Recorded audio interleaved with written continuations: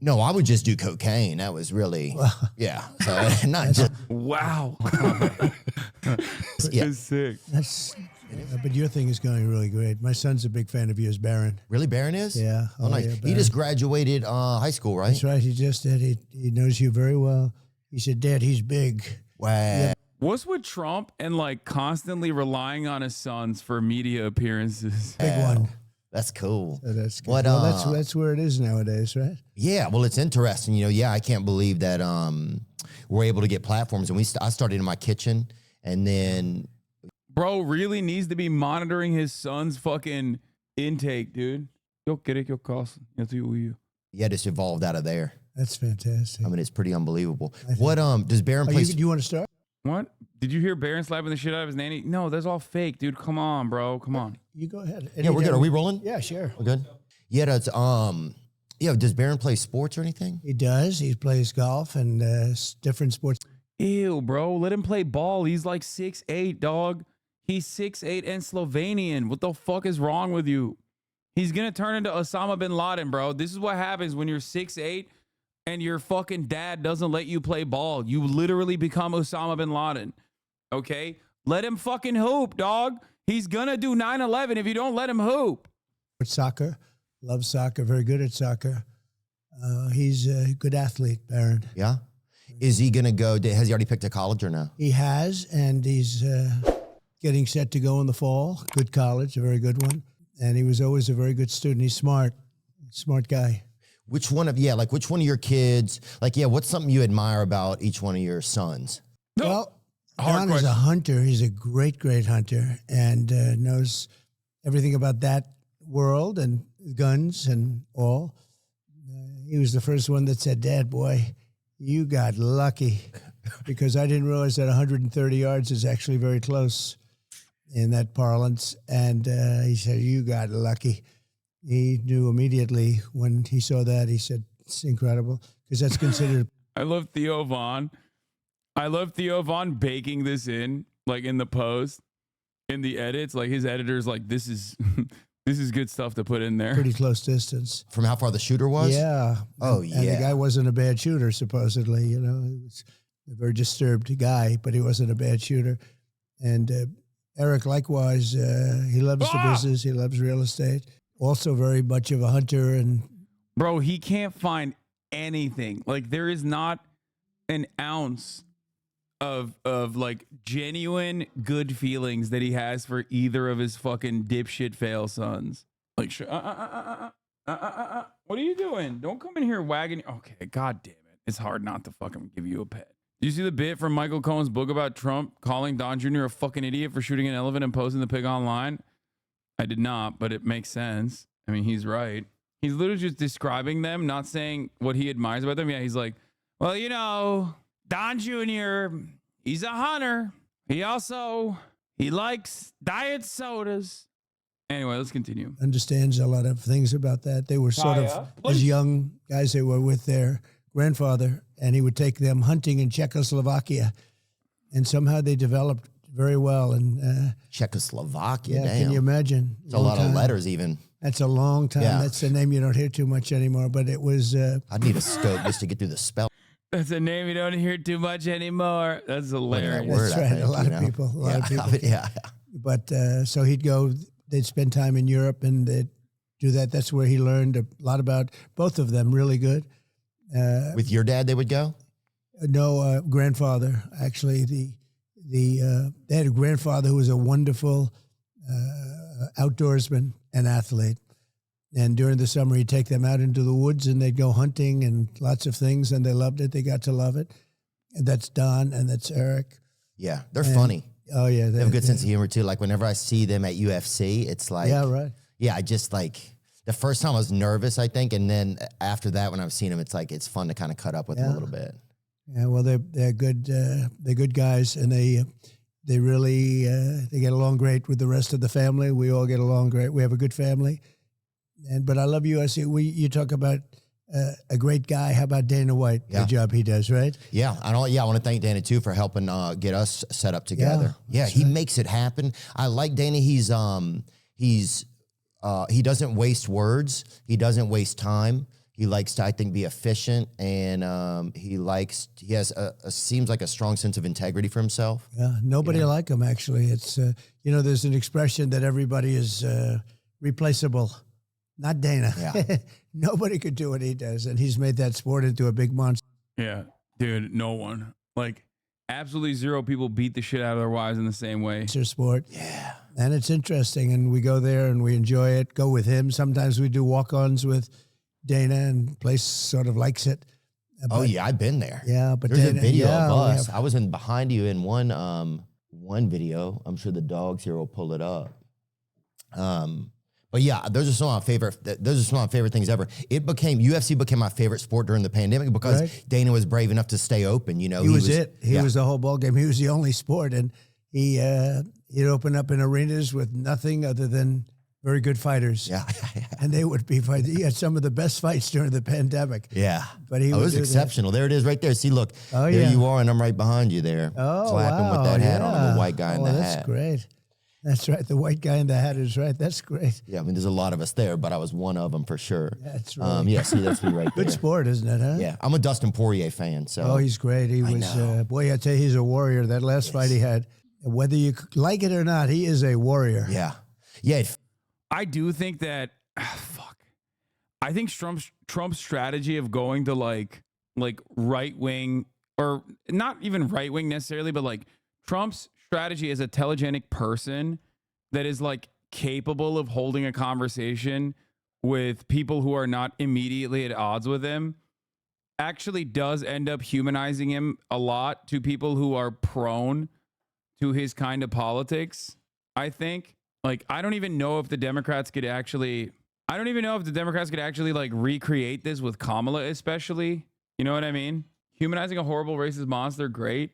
No, I'm thinking specifically tactics, okay? Like, because this is a question that comes up a lot, you know? This is a type of question that comes up all the fucking time. In the media specifically, like, I have had to answer this question like 100 times, both at the DNC and even before the DNC, and I'm sure that this is something that, like, in the future, journalists will be asking me about as well, given my position as a prominent content creator who is a political commentator on a platform like Twitch. People ask me this all the fucking time. It's like, oh, well, you know, the Democrats want to try to adopt the same strategy as Trump. Problem is, I just don't think that a person like Kamala Harris is capable of, like, going on, like, what would be the equivalent? You know what I mean? I just don't see Kamala Harris, like, doing this with, like, an equivalent. Kamala Harris on I've Had It is, like, not a good example, though, because no disrespect to the I've Had It ladies, they're great, but this is not, like, I mean, look at the numbers even. Like, this has 100,000 views. This is before she actually ran, before she became the obviously the presidential candidate, but, like, that's not the equivalent. You know what I mean? Maybe, like, Hot Ones potentially, but even then you would have to do it repeatedly. Like, Trump doesn't do this as a one-off. This is like a whole personality that he's cultivated over many, many years as a content creator himself originally, right? So, like, if Trump just did like 1 or 2 fucking media hits, it would be like Joe Biden going on that what was the podcast with, like, Speedy, that guy, the fucking Complex podcast. Like, it would look like that. She would have to, like, do this a bunch of times, but ultimately it would still look stale and manufactured because she appears, like, very manicured. You know what I mean? felt like he didn't get the victory, but it didn't feel like he lost. No, he didn't lose that fight. He really, the man he was fighting was tough. He was tough and didn't expect that same fight. But he oftentimes will, he makes people suffer. There's no question about it. No, he's a pro. He's a professional. Yeah, he's all heart. He's from Louisiana. That's where I'm from. As that fight went along, he just got stronger and stronger, and he was getting pounded, and he was going to be choked out about 4 different times, and he just wouldn't let it happen. No, you say hello to him. He's good. Yeah, I'll make sure to. He's a really great fighter. There and he is. cooks Thanksgiving dinner every year. Oh, wow. Yeah. Maybe I'll have to go sometime. Oh, yeah. I mean, He must do good food. he does, yeah. He does some good stuff over there. Yeah, what was the first? Do you remember like the first fight that you ever went to, whether it was UFC or boxing or anything? Yeah, I do. It was Joe Frazier, Muhammad Ali, in Madison Square Garden many, many years ago. And I think that was the first fight I went to. I always liked the boxing. How old were you, remember? Oh, boy, I don't know. You can deduct it from what I am now, but it was a long time ago. But they were two undefeated fighters. They were both undefeated. Muhammad became a friend of mine. So did Joe, Jolton Joe. They were two great fighters. That fight was incredible. I think they had like many heart attacks that night, literally heart attacks in Madison Square Garden. I think it was Madison Square Garden. What is Theo politically? Just everything. Just the median voter, the perfect median voter. And the fight was so unbelievable. Two undefeated heavyweight champions of the world. There was no UFC and there was no competition, really. It was it. Yeah. And Trump played golf with a golfing YouTuber, for example. He's in it for the content. Yeah, and it got 11 million views. Like he's kind of cooking on his social media strategy. I'm not gonna lie. Like, but it's not something that Kamala Harris, I don't think, can genuinely recreate anyway. You know what I mean? Golfing YouTuber, that guy's a fucking pro. Yeah, man, I don't fucking know, nor do I care. Come on, dog. Like, yeah, okay, he's a golfer. Who cares, bro? Fuck, Jesus Christ. There ain't no way there's this many motherfuckers in this chat that love golf that much. It is the most like 50-plus-year-old white man sport of all time. That's crazy. Even Dr. Phil, 16 mil. Dude, yeah. A Trump interview is like literally immediate lock that you're gonna get like 10 million plus views. I mean, look at this one. This one got 10 million in fucking 4 days. So you had two guys. Remember that Muhammad wasn't allowed to fight because of lots of different things, and he was terrific. Do you think this will reflect? How do you think this will reflect an actual vote? So many 16-year-olds watching Theo can't vote. Maybe I'm wrong. I think like if you want to activate a base of voters that are non-voters that maybe were too young to vote or too young to care during your horrific presidential run, this is the best way to do it. This is what I said with the Aiden Ross stuff too, right? Like he's very clearly going after, like his team understands that there are a group of voters out there, young men specifically, that have shown in polling results that they are more interested in Republican politics in general, that don't really look at traditional media all that much, and might even be might have been too young to have made up their minds about Donald Trump under the Trump administration, under the Trump presidency. Even if they're like Joe Rogan watchers in general, because like Theo Von probably has a similar audience. Theo Von has a similar audience to Joe Rogan, so I assume it's like a lot of like older men, older than you would think, but men that aren't necessarily tapped in to mainstream interest, mainstream media in general. And the interesting part of that equation is that they don't show up in polls either, especially if they're like non-voters originally. They're not going to show up in polls. What the fuck's going on with my chat? My chat's bricked. Am I still live? What's happening? Did my internet go? Am I still here? Can you guys hear me? Can you guys see me? Oh, okay. Well, chat was broken for a little bit. I don't know what happened. I think there was a mini F or something. No F. That was odd. I experienced the F on my stream. That was weird. Following a week filled with daily counter-programming events aimed at diverting attention from his new rival, Donald Trump and his campaign are looking to maintain this momentum as they head towards November. They plan to significantly increase the former president's public appearances, refine his debate performance, and develop a new strategy focused on early voting states, according to sources familiar with the campaign's new direction. This shift in strategy acknowledges that Trump's campaign has faced challenges in keeping up with the rapidly changing political environment since President Joe Biden ended his campaign less than 4 months before Election Day.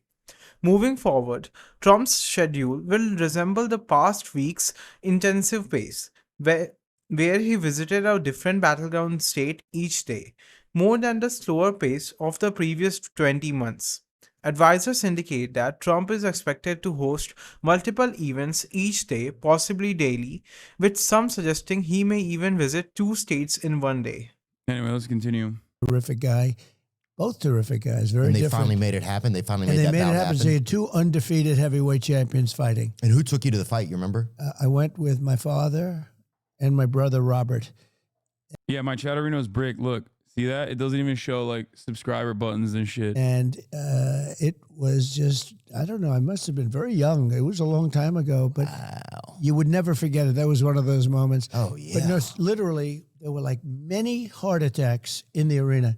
If people having too much fun, or what No, do you they think were it was just drugs? having heart attacks because it was such a crazy event. Oh, yeah. It was so, the people were just, I know a friend of mine, the father, he had a bad heart attack. Literally, they took him out. They were taking people out. What is going early on, It was, KO. bro? and I don't hear that anymore. I mean, there were others. What is he talking about? Like, why do we care? Come on, move on. Like, you think it was that? But- It's like, But we had an exciting event the other night with Elon Musk yeah. and me. I listened. We had a pretty big audience for that one, I can It was- tell you. Yeah, I listened for probably about like 20 minutes. I thought it was cool. It was. I think the tough part was just like just like it would have been neat if you guys could have been in the same spot, you know. But I still thought it was exceptional. I heard the audio was great, and actually they put out a clear tape of it because they had clear tape. Oh, But nice. they Oh, the audio was great. He's talking about the list. had so many millions and millions of people watching, like record numbers of people.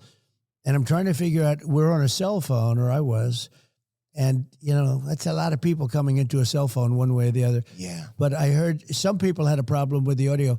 I don't know. I don't do that thing. You know, that was done. And we had a great conversation. It was for 2 hours and 15 minutes. They just put out a clear tape of it, a perfect tape of it. But I'll have to go back and I listen to sounded, I think I sounded, somebody said your voice was distorted or something. And you know, I guess It's so funny. He hates the way he's perceived, and it's obvious. He hates the way he's perceived. It's obvious that he heard the lisp shit and it pisses him off, but he doesn't want to draw too much attention to the lisp. So he's just trying to say it without saying it. You know what I mean? Like, oh, I heard the audio, there was some issues or something. that happens. Look, it was such a big thing, such a big audio. But I would have loved to have seen the clear tape originally. They put it out right after the show, so now it's a clear tape where a perfect tape done there. Yeah. But when it goes through different phone systems and everything else, you think if we were together, that doesn't happen then? Because I think his voice was more clear than Yeah, maybe mine. because he was the one who was like initiating the call. I'm not sure. Yeah, I'm not sure about how all that works. But yeah, I know that in post, a lot of times they can tighten things up and make it better. You know, it's amazing how Elon, like, the cost to really have your own voice in the world is $44 billion, basically. Well, If you Well, want to have he's- your voice, like, you know what I'm saying? He has his own channel. and he does what he wants to do. Yeah. And he's a fantastic guy. And he's a brilliant person. And the country should be very proud of him, actually. I have Truth, which has been very successful. True Social, It's you mean? True Social, yeah. And that's been very successful in getting my voice out. Well, I needed a voice because, you know, I was on Twitter and I was on Instagram. I was on all of it. And I was on Facebook. And when you added it up, I was told by Zuckerberg and others, it was like record-setting type of numbers. And then one day I didn't have anything because they canceled. I mean, they canceled. There's such a collusion there, right? Yeah, it was a pretty bad thing. And so I had nothing. So after about a month, you know, I have a lot of things to say. And after about a month, I said, you know what I'm going to do? I'm going to just go out and put out an old public relations statement. You remember that? And although you're a little young to see it, but in the old days, you'd put out a statement. And I did, and it was just gobbled up. It was really gobbled up. And I opened Truth, and Truth has become terrific, actually, for Good me. platform. I really want just as a platform. I mean, it's more important than anything else. And Well, at least and you have that's your been- voice then. You can say well, what it you gave want to me say. my voice back. Yeah. Yeah. I had hundreds of millions of people. Even now, I haven't been too active on X, but I have, I guess, 90 some odd million people on it. But I was much higher than that when I was It's like actually almost all on the it. people. I don't even know how many people there are. Yeah, it's been, but I love the job he's done, and he's brought a certain voice back into play. Yeah. The previous people were terrible. Yeah. Every time you do a thing, you'd be red flagged. They'd put Oh, up yeah, a red there's flag. every- Every yeah. statement you made, you'd be red flagged. Yeah, it's almost like, it's like when you have a babysitter and they don't want to have any fun or whatever. Yeah, right. That's kind of the vibe I got. When you, I see, because I see you at the fights. I see you, sometimes you'll sit right by Dana And sometimes I'll see, like me, I'll go with like David Spade sometimes as a close friend of mine. Good. And I'll see you coming with Kid Rock and and you don't drink at the fights. By the way, Kid Rock is he's terrific. He came to the convention. He knocked everybody out. He was fantastic. He's a great guy. He's just a great guy.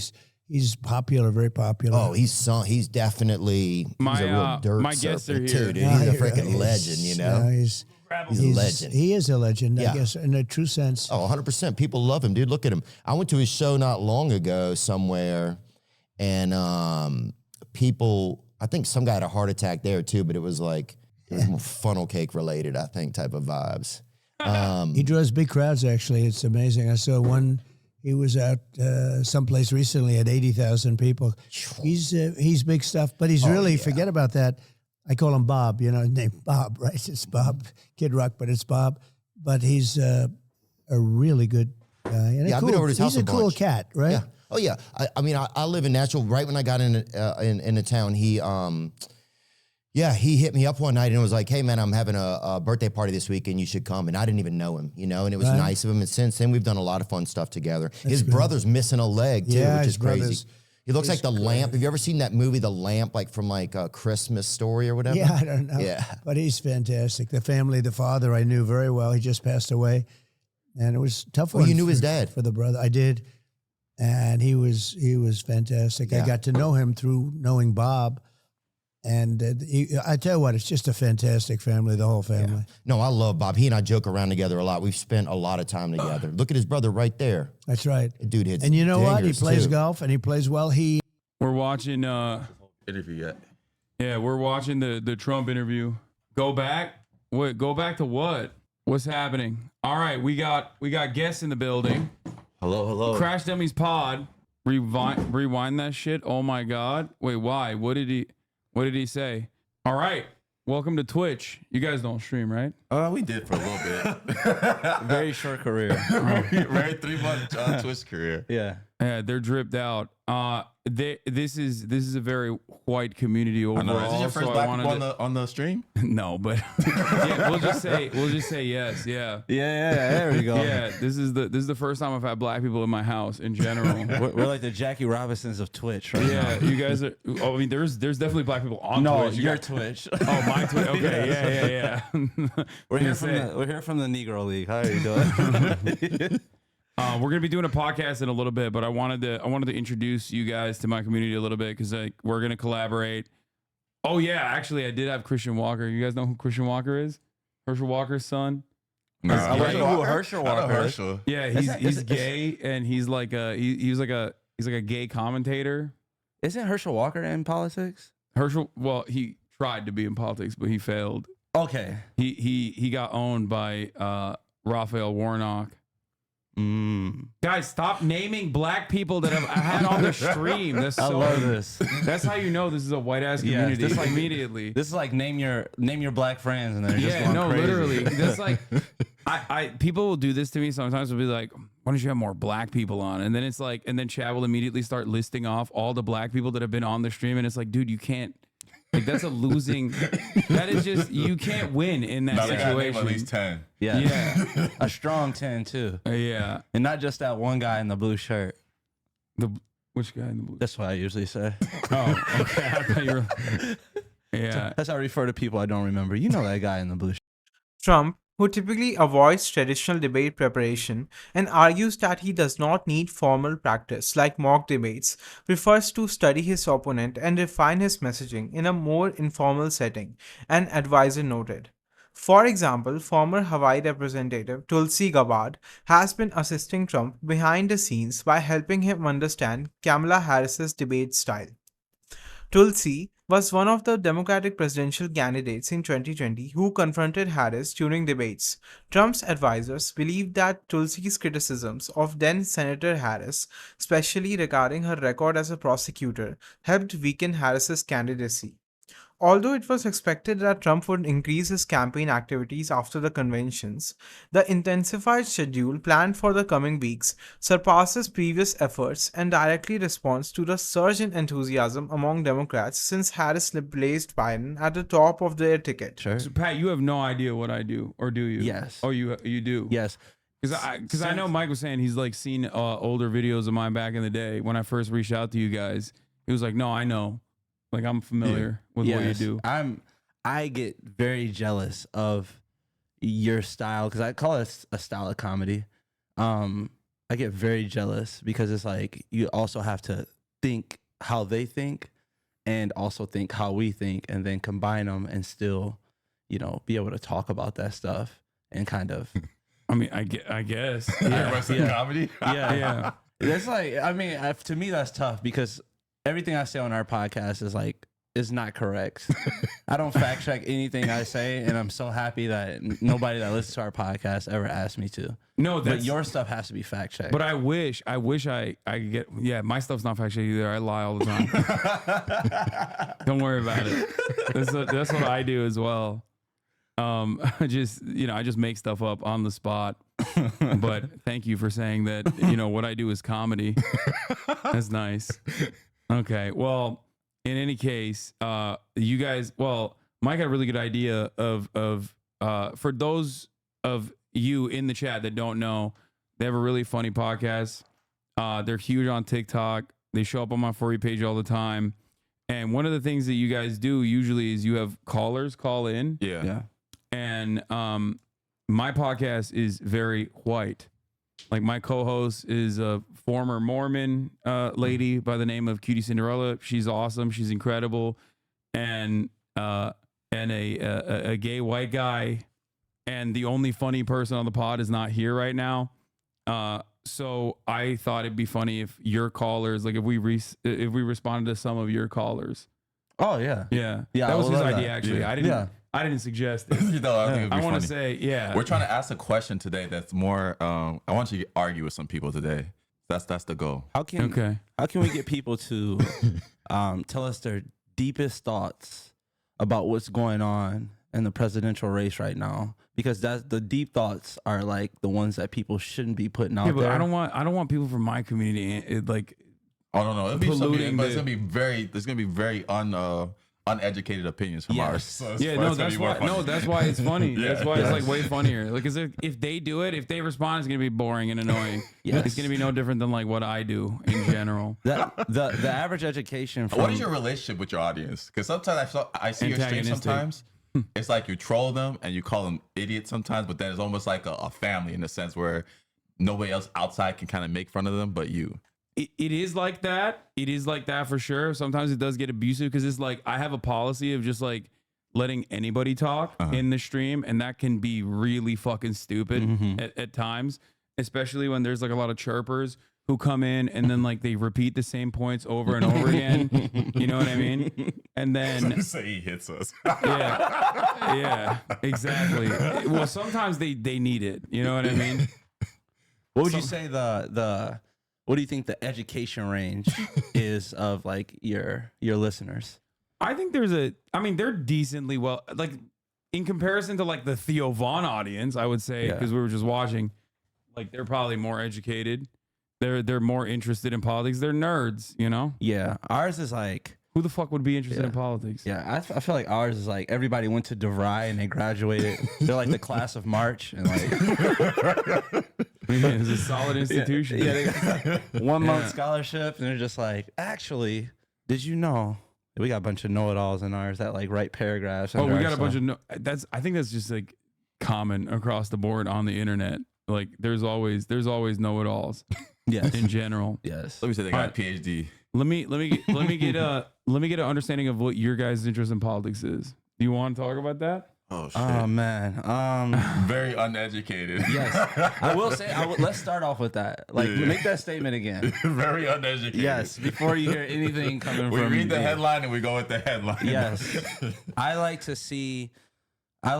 when politics talk about everything that doesn't have to do with actual politics. Like we're in the middle of like, you know, talking with other countries. The tension is very high and we're accusing one of our people that's running for president of their dad not being black. So it's just like when we talk about that stuff like that, that's very interesting to me to see where we are as a country. Very vibe based. Donald Sterling is black. He is a black man, for the record. Very vibe based. I think though, it definitely. I think we talk more about the stuff that has nothing to do with any policies. More about like something like this. We would probably talk about like something he said that's like when Trump and Biden were arguing about golf. Like we would talk about the golf aspect rather than. There is one aspect of this where Trump was like talking to Theo Vaughn in this interview. I only saw one moment of it from the interview, but Theo Vaughn is like describing to him what doing coke is like. Mm-hmm. Yeah, I thought that was sick. Do you guys have the clip of that? I think I saw that because then Trump's was it his brother was Trump's brother, I think he was an alcoholic. Yeah, but Trump's son is a cokehead. Have you guys ever seen Don Jr.? Like he is 100%. Like legit a cokehead? I mean, he's 100% on coke. Like absolutely. Trump is straight edge though. He doesn't do anything. Yeah, I believe that he don't do nothing. Which is kind of wild. This part. This is incredible. I love this though because like, he's definitely been around people who have done a shit ton of coke. Like he was in New York. Yeah. In like the 80s and 90s and he's been in the peak coke era. No, I would just do cocaine. That was really so not just wow. Yeah. It's sick. That's down and dirty, right? Yeah, and this I mean it was but you don't anymore? No, I don't do it anymore, man, and I'm not doing it. Is it too much? Too much to handle? And some of the stuff started to get a real rattle in it too. I don't know where we were even getting it from in this country, but yeah, it started to make me feel like I was a mechanic or something. So the thing you go back to then is alcohol for the most part. Right, yeah, but what I want probably is cocaine, but I know that if I have a drink, then it'll be like, okay, well, I had a drink, then I can do this. Is cocaine a stronger oh, yeah. up? Yeah. Cocaine So you're way up with cocaine. God, I love stronger up is a very good I way love to be. America so much, bro. There is no other there's no other place on the planet where like a former president is gonna sit down with a dude who calls himself a dumbass objectively and just talk about doing coke. I think American politics insane. too, like we were talking about this earlier, it's like very much like sports teams. Yeah. Like I've never seen me, I'm Nigerian, so it's like very different. I feel like does he say that a lot? Yes. He flexes that a lot. Yeah, I'm Nigerian. It's just like a thing dropped to like, that. y'all, we're not like us type of Yeah, shit. he dropped that in our earlier conversation. Like I was like, okay. I didn't know he was Turkish. Yeah. How often do you say that? Not really, but How long did you say he's Turkish? I don't say I'm Turkish often. I say the opposite. I say I'm white all the time, and then people get mad at me, and they're like, "You're not white, you're Turkish." And I can't tell if it's like a brown person saying that to be like, "Come on, bro, you're not like," or if it's like a white person who's being racist. You know what I mean? For most of the past year, as Robert F. Kennedy Jr. developed and maintained a small yet notable base of support for his unlikely White House bid, both major political parties grappled with an increasingly urgent question: which party's presidential chances could be more affected by an independent candidate with ties to the conspiratorial right but carrying a well-known Democratic name? Now that Kennedy has suspended his campaign, both parties will be keenly observing where his supporters shift their allegiances in the final months before Election Day. Kennedy officially announced on Friday that he was suspending his presidential campaign, stating, "I cannot in good conscience ask my staff and volunteers to keep working their long hours or ask my donors to keep giving when I cannot honestly tell them that I have a real path to the White House." He then declared his intention to throw support to President Trump. Speculation about a Trump endorsement had been building, especially as both Kennedy and Trump were scheduled to appear in Arizona on Friday, with Trump hinting at a special guest for his event. Even though his chances of winning were dwindling, his support was just 2% in a recent CBS News poll. Kennedy's decision to withdraw 74 days before the election still adds a surprising twist to an already unprecedented race. With the momentum shift that has put the newly nominated Democratic candidate, Vice President Kamala Harris, in close competition with Trump, there is hope within Trump's campaign that Kennedy's exit could be crucial, especially if key battleground states are decided by a narrow margin as they were in 2020.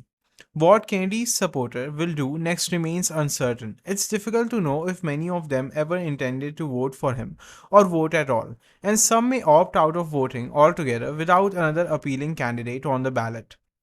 However, the Trump campaign has long been concerned that Kennedy's focus on conspiracies and anti vaccine rhetoric drew support away from their base, particularly in important swing states. If you found this video informative, then make sure to hit the like button and subscribe to this channel for more videos like this. And thanks for watching.